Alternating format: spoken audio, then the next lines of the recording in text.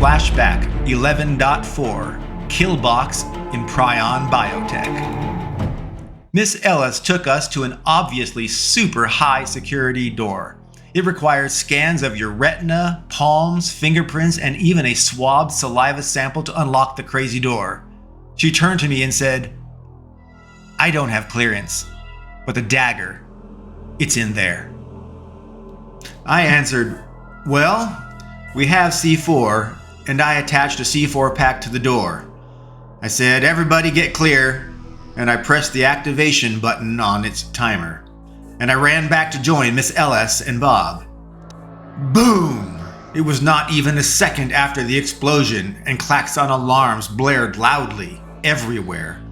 We had set off the alarms. We could no longer walk freely throughout Prion BioTech. As the smoke from the exploding door had settled, there it was. I could see my dagger, the flaming dagger of choice and destiny, and its scabbard were inside the long rectangular lab room at its center. Both the dagger and the scabbard were suspended above a central main lab table by a black metal harness. All around the dagger and the scabbard were pointy probes and lasers shining against its blade and sheath. There were no other exits or entrances to the room, just a previously blown open high security door.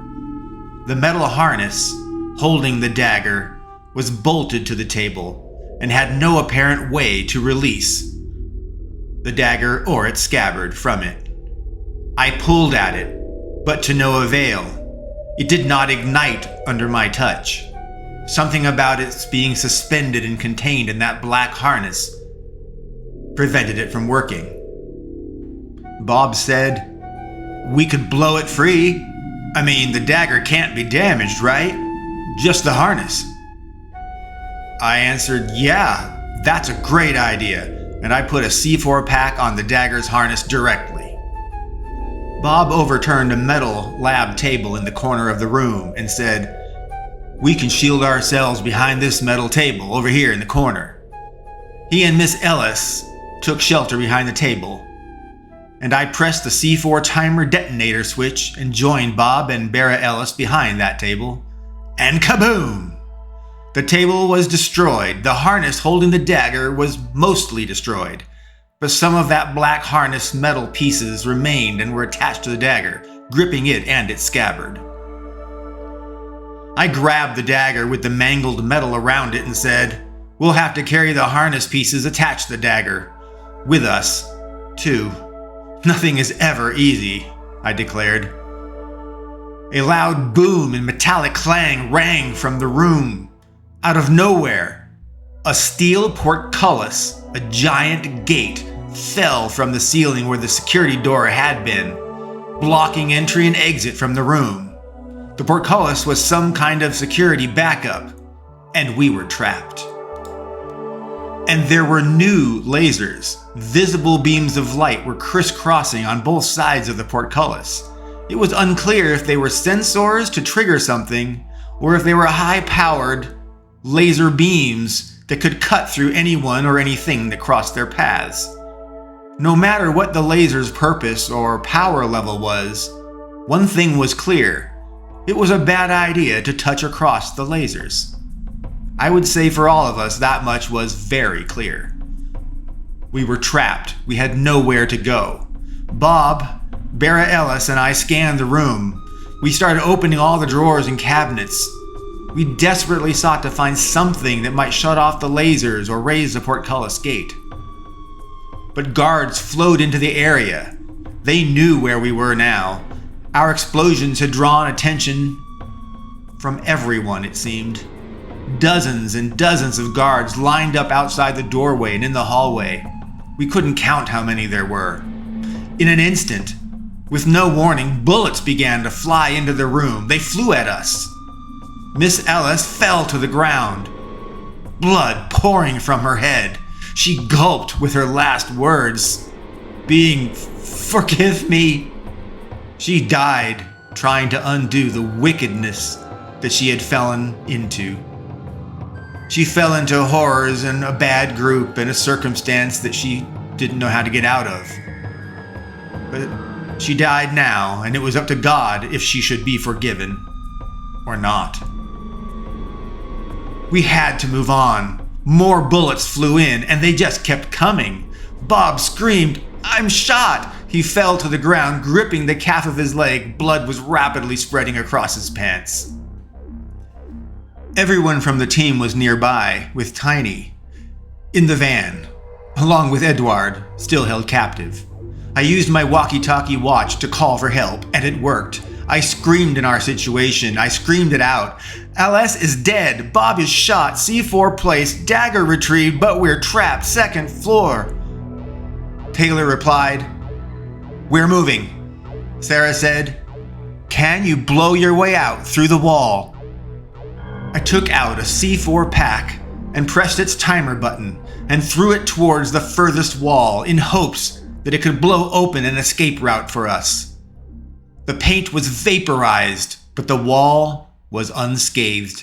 It was made of some kind of reinforced metal alloy that the C4 did not even dent or scratch. We were trapped. There was nowhere to go, especially through a hailstorm of bullets. I said through the watch, "No dice. C4 did not even scratch the wall. We are trapped." Bob and I had our Glock pistols, and with sparing shots, we fired back against the guards. Just enough so they would stay back in the hallway or near the doorway and not advance. But they kept firing in, and we occasionally fired out. It was a game of time and ammunition depletion, and we knew they would win. Again, we sparingly fired back, trying to keep them at bay, buying time. But knowing it was all on borrowed time. It had been 15 minutes when a different gunshot sound echoed throughout the corridor and the room. Pow, pow, pow! Bursts of 3 gunshots at a time, and the guards were dropping. By the time the guards realized they were being attacked from behind, they were dead. Deputy Taylor and Sarah McGilroy were blasting away with AR-15 assault rifles. Katie and Tiny stayed behind in the van with Edward. It was insane. Sarah and Taylor were the deadly duo. They both wore leg, arm, chest, body, and head armor, and they were armed to the teeth, as the saying goes. They tore through Prion BioTech like it was corporate butter, and they were infernally hot knives. I tied a big zip tie around Bob's leg and tightened it, like a tourniquet, to stave off his bleeding. And he leaned on me as I helped carry him out of the building into the safety of Tiny's van. Knight Sarah and Soldier Taylor had saved Bob and my lives without a doubt. We had no way to escape without their help. Once inside Tiny's van, I sent the MMS text message to the C4 cell phone trigger bombs. And boom, Prion BioTech. Critical support beams and girders. All were destroyed. The entire building collapsed inwardly onto itself and crushed every single person and thing that was inside. Taylor looked at Edward, sitting all this time bound in the van with Tiny, and she cut him free of his zip ties. She smiled and said, "Thank you for your time. Good night. Forget everything. Or die." She made a clicking sound with her mouth like she could snuff Edward's life out just like that. "That easy," she said. Simple, easy, squishing a bug. Forget everything. Edward was happy to be free of his nightmare and would most assuredly forget everything. Sarah followed suit and called the hotel where Mr. Alloy was tied up. She simply said, "There is a room emergency in room number 213. The room she and Mr. Alloy had entered together, but where only she had left. The hotel staff found Mr. Alloy and presumed he was a victim of a prostitute experience gone bad. I said to Katie, "You know, we saved Mr. Alloy's and Edward's lives today by keeping them away from their workplaces.